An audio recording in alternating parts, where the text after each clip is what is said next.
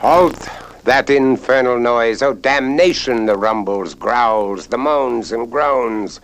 Am I not the master of this motley collection of bones and organs? Why doth my stomach moan and groan as a soul perishing in outer darkness? Can't be hunger. Ancient enemy, silent foe, creeping unaware, that gaunt, dark lady, devouring the very strength of man, leeching the vital juices from the very essence of his being. As the sun makes her way across the heavens, thrice each day I am torn, limb from limb, cheek from jowl, with cravings for viands and drink to strengthen a fainting heart. But do we seek merely for so much straw to fill our gullet? Are we not set apart from the beast, impartial, eating all before him? Yea, I find my palate tickled. When a youngish wench comes my way with a ewer of May wine, the lust leaps in my gullet, nay, for the wine also. A spring salad, herbs of the field, dandelion, sage, mint, lettuce, and all manner of buds, knots, and bumps. A physic to rid me of the poisons of winter. The blood rushes free and clear, purged of the foul poisons that cast their nets round the soul all winter, till we emerge tangled and confused in spring. Spoil not my appetite with vain fripperies. I want not tidbits to cosset and pamper, but honest, wholesome, hearty food. A plump fowl bursting with savory stuffing gladdens my heart. Send thy wench out first, instructing her carefully as to the nature of the fowl. It must be clean of feather and bright of eye, not too ancient, lest toughness mar the treat, nor again a young fowl with no meat on the bones, not a guinea hen, for they tasteth unseemingly of fish, nor a swan, for there is a bounty on their poachers, not a pigeon, dove, or duck, for multitudes must be gilt to satisfy an honest, hungry man. Now look to the chicken, glory of the farmyard, white plumes, a gentle disposition, and available to the needs of man. Approach the hen with a sound heart and a conscience clear of thy purpose. Grasp its feet tightly and hack off its head quickly, lest ye lose heart.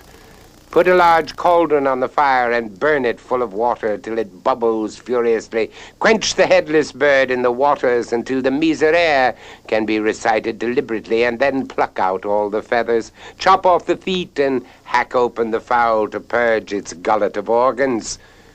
When clean, stuff its cavity with 10 prunes and a costly orange from Seville. Douse its innards with strong drink, and a walnut shell filled with salt and costly spices, cloves and cinnamon and pepper. Beware lest ye stumble unawares to spices adulterated. Take pepper, royal capicium, gift of the gods, more costly than gold. I have beheld peppers adulterated, yea, poisoned with various and sundry bits of flotsam and jetsam, ground walnut shells, dust of coal, pits of fruit, and various other nefarious delusions, masquerading as pepper. Know thy merchant. Can he be trusted, or is he a dog of the streets, sniffing out an unaware mock? Be not unwise. Quality shall last. Close the cavity and rub the fowl well with butter. Spear it with a sword and suspend it in the fire pit, turning it carefully with an eye on the servant knave, lest he be overcome with temptation and yield to that heinous crime of thievery. Stab the hind quarter of the fowl occasionally. When some juices gush forth clear as a stream, then it should be eaten without much delay. But a fowl alone? Nay, she cries for a companion, Romeo without his Juliet. Nay, nay, nay, nay. If it be the spring of the year, greens grow in abundance, every fertile dell shooting forth all manner of green stuff. Send forth a servant girl, speaking to her to observe carefully, lest she be enchanted by Puck, while in the fields. Have her pick spinach, fine young shoots, standing straight and tall, awaiting their fate. Gather enough fresh green to fill a small firkin or barrel. Wash them exceedingly well, splashing about and changing the waters again and again, for the spinach, aware of its fate, clings to bits of dirt and flotsam to the discomfort of the eater. When the servant knave calls the spinach clean, box his ears and have him wash once again for a measure of good. Then stuff it in a wooden bucket and plunge it in the well house to keep it cool. Place 2 cauldrons on a fire. In the grater, place water and the fruit of a hen, 3 eggs. Let the water boil exceedingly and leave the eggs till after the vespers or until they be hard and thoroughly boiled. In the lesser cauldron, try out 3 rashers of fat back, or bacon, as say the Franks. When they be crisp and brown, pull them from the fire, saving their vital juices. Drain the liquid from the young spinach and shake it violently. Stir it in a hot cauldron till it wilts, and pour over the hot, vital bacon juices, crumbled bacon, and peeled sliced eggs. Add 2 walnut shells of the finest vinegar, 1 shell of brandy and a shell of honey, and mix it till it be quite scrambled. Serve it in a trencher, steaming hot with the fowls on swords. With a hearty loaf a man's dinner be complete. Bread, staff of life. A wench that bakes not deserves the back of a hand. Bread, the foundation of a meal, soother of the gullet.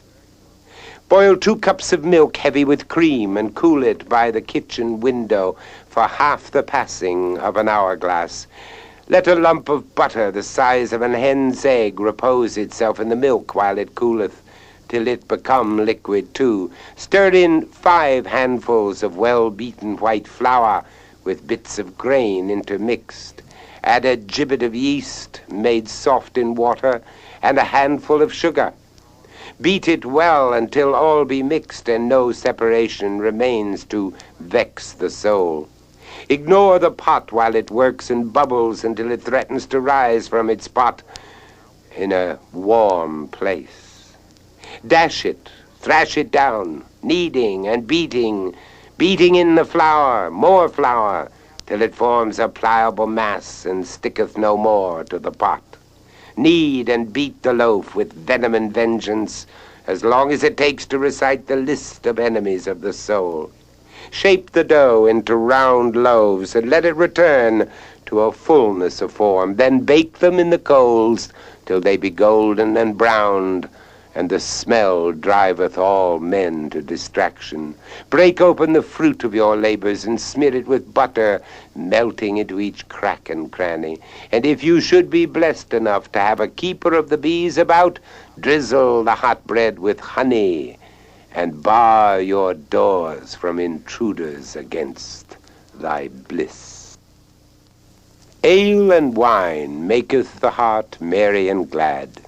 Even his most holy Saint Paul recommended a little wine for thy stomach's sake.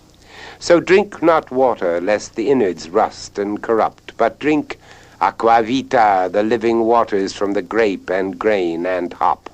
But caution, too much, and the stalwart man becomes the fool and drunkard, and sitteth with dogs and pigs. His head will pound, and his outlook blur. Tail the hare, it well is written, of the dog by whom you're bitten.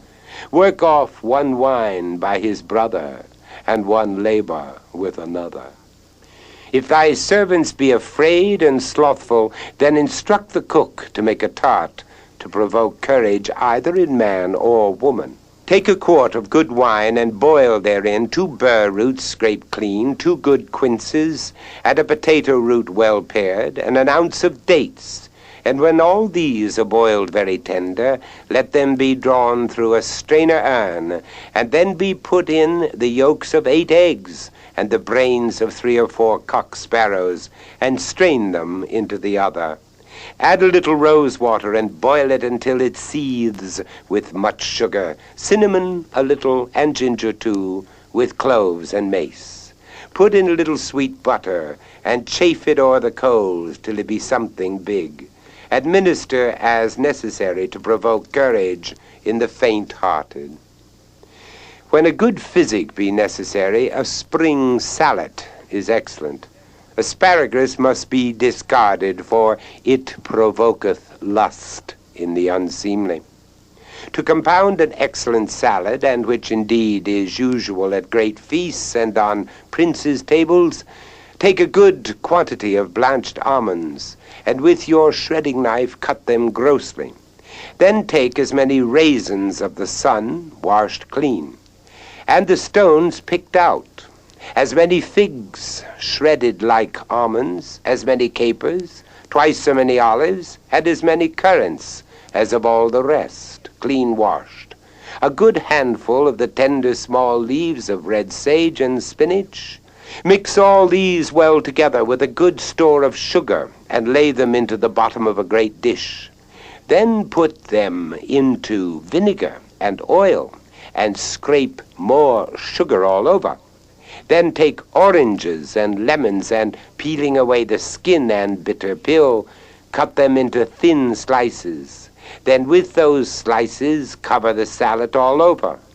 Which done, then take the fine cap of the cauliflower, and with them cover the oranges and lemons all over. Pare and thinly slice a cucumber, and adorn the cauliflower with it. Decorate around the sides of the bowl with fair slices of lemons and oranges. The belly is full, it puffeth, expandeth, and sighs with contentment. What sweetmeat and dainty delight teaseth the palate to indulge in one more bite. Sugar gladdens the heart, brightens the eye, and makes happy the sad. First a medicine to the mighty, and then elixir to the masses. But what sweetmeat, choice of choices, cosset and comfits, and poppets, trifles, or puddings, or candied violets, my heart longs only for trifle. First command the cook to bake a delicate cake of yellow gold, rich with butter and sugar and vanilla, bean of that dainty orchid jewel of the Pacific. When the cake is pulled from the coals, let it cool, while cook prepares a rich vanilla custard. Dispatch a servant to the gardens for strawberries. Send him forth early in the morning while they glisten with dew. Command him to pick enough to fill a young boy's cap, choosing only the finest berries kissed by sunlight. Hie to the wine cellar for a sweet sherry, but first a seat at the table with the keeper of the cellar. He draws a siphon of Malmsey and speaks of wines and ales. Siphoned again and again, the wine reaches our heads. The candles gutter in their holders. The sun has broached the few sides of the heavens in her trip around the sky, and I lurch upward, draught of sweet sherry in hand, to cook the trifle. Walk boldly into the crystal pantry and procure the largest punch bowl. Shut your ears to the fishwife shrieks of your wife. Bring forth the cake and break it forthwith into the bowl until the bottom is covered. Splash the cake with sweet sherry and strew it with strawberries, some whole and some crushed, to draw their vital juices. Then pour on a portion of custard equal to a large wine goblet. Add this arrangement seemingly again and again, nipping freely of the sweet sherry until the bowl is full. Take the thick cream risen to the top of the bucket from the morning's milking, beat it violently until it forms a creamy froth, stirring in portions of sugar and liquor of vanilla. Spread this froth over the trifle and enjoy a goodly portion doused with more froth and sweet sherry. Hail, fellow well met, thy belly is goodly full, and thy house shall remain secure till the morrow, when once again the sun begins her journey around the earth to her home in the heavens, and my inner stomach will again renew her eternal grumbling.